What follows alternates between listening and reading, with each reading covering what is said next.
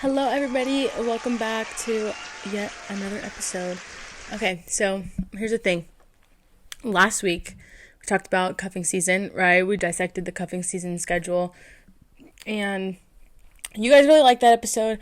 So I kind of wanted to just build off of that episode and just kind of dive into my perspective and my opinions on dating in your 20s and just kind of the red flags in dating. I know we've all heard that, what are someone's red flags, green flags, good things in them, and then beige flags that are well, I should not like you for this reason, but it kind of makes you a good person. So it's kind of that, in between, it's the gray area. That's kind of what a beige flag is. So of course I asked some of my friends, what are their red flags in relationships? Because dating in your 20s is just such a weird time, and it's an interesting experience. Again, coming from someone who is single, I kind of just witness different things that go on with my friends' relationships, and I see stuff that they experience, and I have my own experience with little flings and situationships from the past. So I asked some of my friends, like I said, some of their red flags.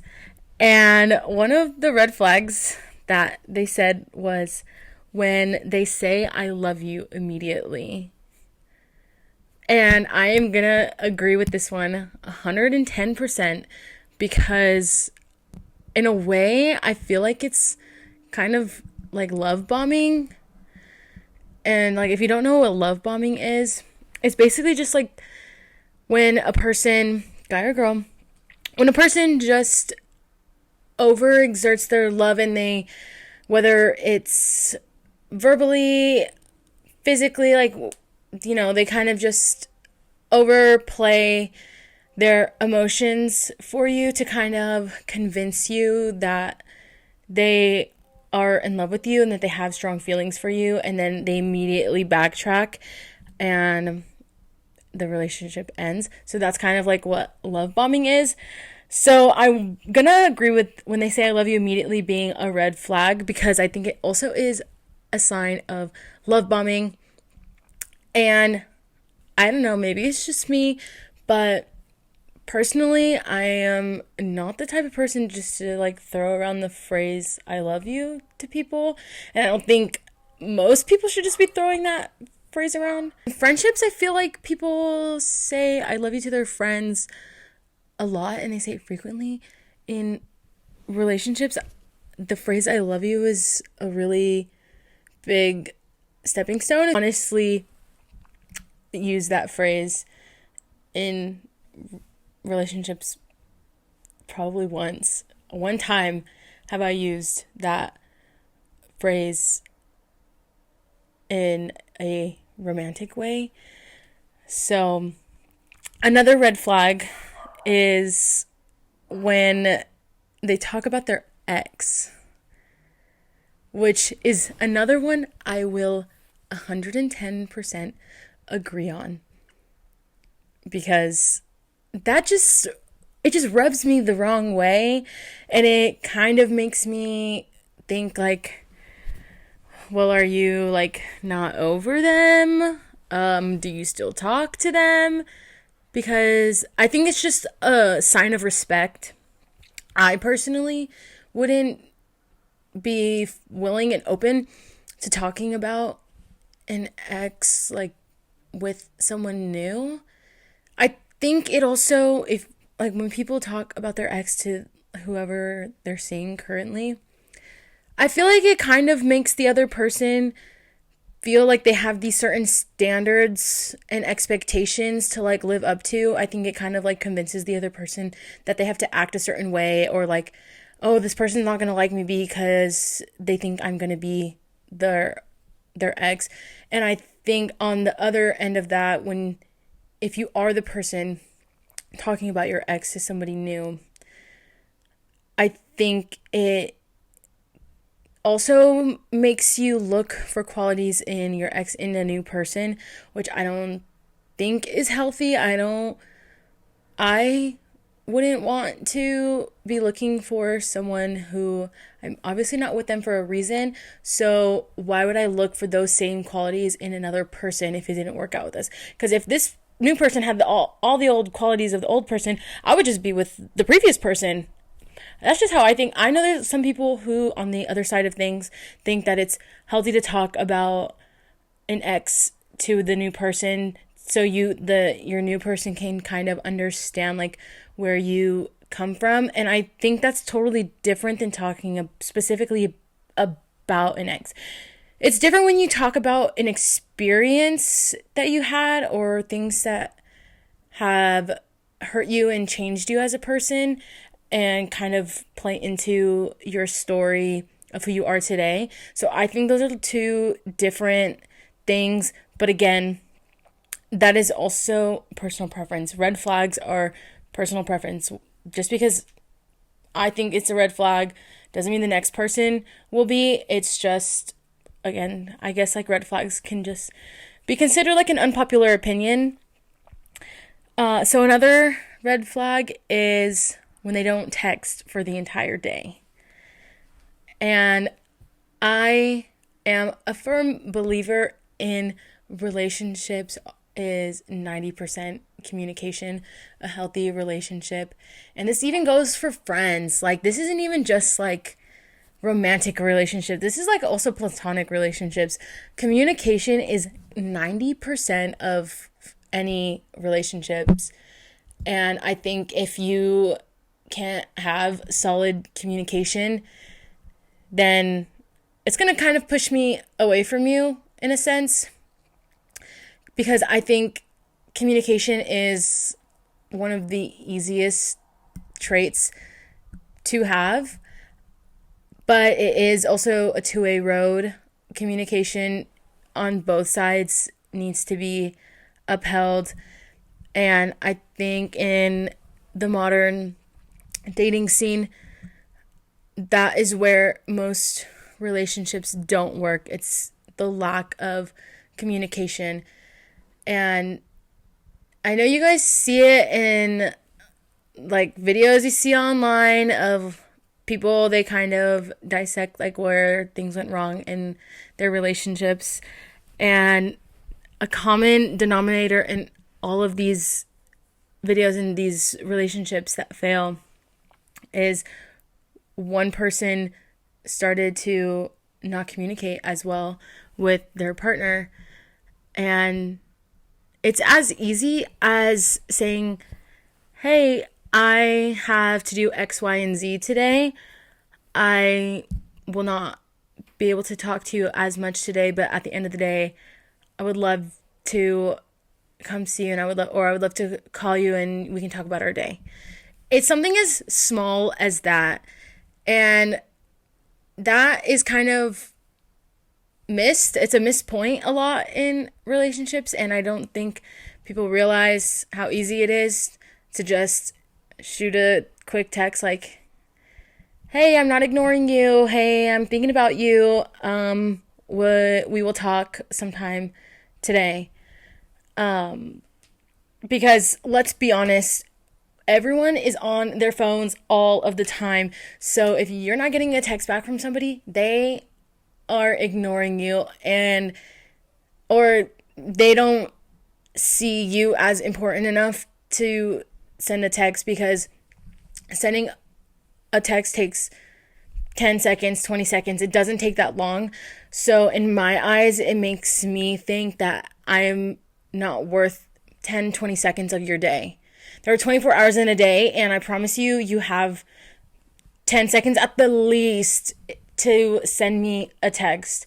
So I agree with that. When they don't text you all day is kind of a red flag, because also if you are dating somebody, your partner, you should want them to be included in your life. You should want them to know what is going on in your day-to-day life. So I think when someone isn't responding to you, for me, it makes me feel like I'm not included in your day. And sometimes that's all people just want. They just want to feel like they are essential to your day-to-day life.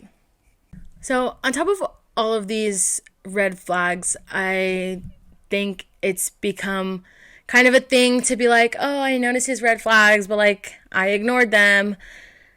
But I don't think like we should be ignoring these red flags that we have in a person, because obviously we say it in like a humorous way, like, oh, it's such an ick when he does this, or this is such a red flag when he does that.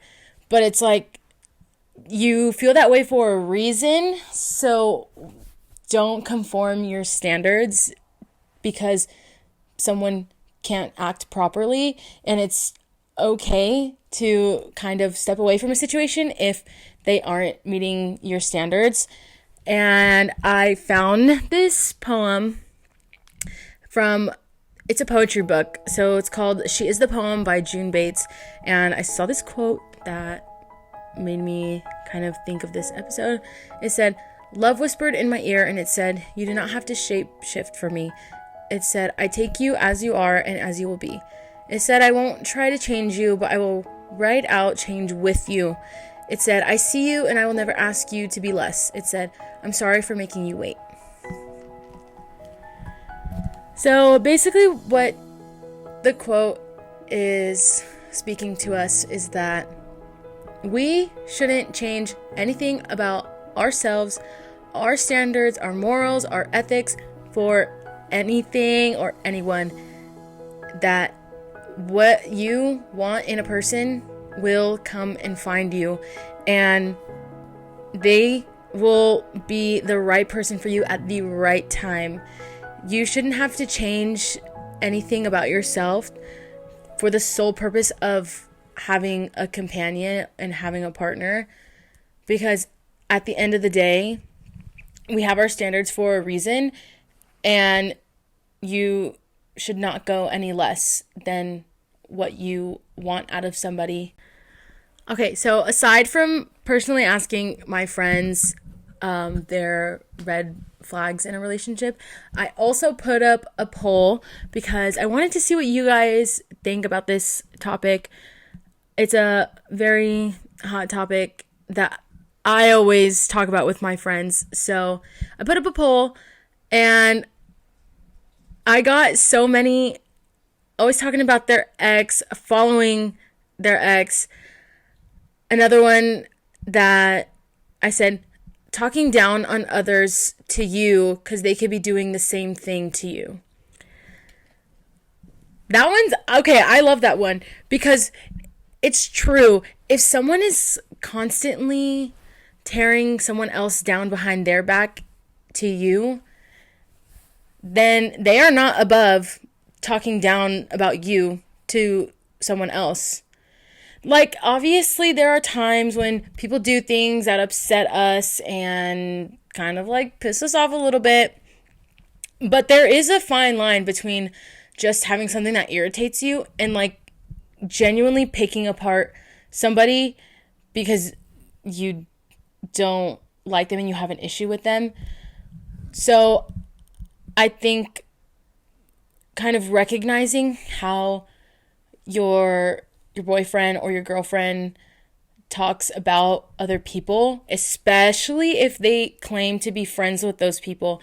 So if they claim to be friends with somebody and you see that they talk about this person in a dirty way, I can see how that is a red flag, because if you claim that you care about these people, but yet this is how you talk about them, then I am going to be kind of like turned off from you, because then it's like when we get into an argument, what are you going to say about me? How are you going to talk about me to your friends or to your family? Because me, I'm a big person and I want whoever I am with to get along with my friends and get along with my family. So if I see the way you act around other people and how you talk about them, and it's never in a nice way, then it's going to make me not want to be with you, which I think is fair, because how you treat others is how you're going to treat me. It's exactly how you're going to treat me. So another one said, saying you blocked someone, but they still follow you. So this one relates specifically to social media, and unfortunately, like, social media has kind of made relationships harder in the modern dating scene, especially like in your 20s and like as a college student. Your whole life is basically on social media. So there are just things that like make you uncomfortable. And yes, like, social media is superficial, but at the end of the day, like, you can't change how you feel. If there's somebody that is kind of intruding on your relationship with somebody and you voice that it makes you uncomfortable, I don't think that makes you insecure at all. Because some people will say, oh, quit being insecure. And for me, it's not that like I don't trust whoever I'm with, whoever I'm dating, but it's the lack of trust in other people. It's like, I can trust you that you wouldn't do anything, but the other person, I don't know. I can't say that they would respect our relationship. And I think that's something that has become really common, is other people not respecting your own relationship and feeling the need to try and cause problems between you and your boyfriend or your girlfriend. So even though social media is superficial, I feel like if your partner kind of voices their concerns about another person, I think it's so easy to just unfollow someone and kind of remove them from that social aspect of your life. I know I've seen my friends make it so easy to remove previous people that they have been with when they get into a relationship, because if you truly have feelings for someone that you're dating, then you wouldn't get distracted by other people. You just wouldn't, honestly. And that's not saying that like guys and girls can't be friends, because guys and girls can be friends, but to a certain point, does she really want to be your friend, or does she have some ulterior motive? And if it makes me uncomfortable, like, it makes me uncomfortable, and your partner should like respect that. And I would want like my partner to respect that someone makes me uncomfortable, like, about our relationship. Obviously, we talked about red flags in relationships and kind of just like the problems with dating in your 20s in the modern dating scene. And it honestly reminds me of this video I saw of an influencer. Her name is Monet Michael. So anybody who knows her, she made a video talking about dating, and she kind of just said that you are an addition to my life. She was saying, I'm whole. She's like, I have my health, my money, my family, my friends.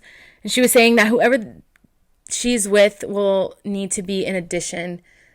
And I think that's something that a lot of people don't consider when getting into relationships. They don't consider, what are you adding into my life? What do you have that I don't already have? Because you have your family, you have your friends, you are healthy, you have a roof over your head.